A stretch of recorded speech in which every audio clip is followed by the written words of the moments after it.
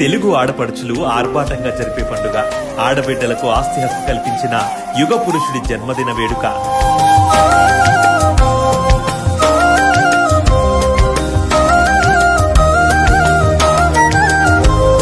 మే 27, 28, 29 తేదీల్లో 3 రోజుల పాటు మన కడప గడ్డపై అంగరంగ వైభవంగా మహానాడు వేడుక.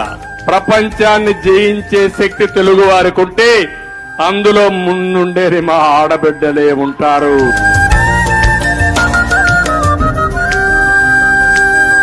రండి, తరలి రండి, తెలుగు మహిళల ఐక్యతను చాటండి.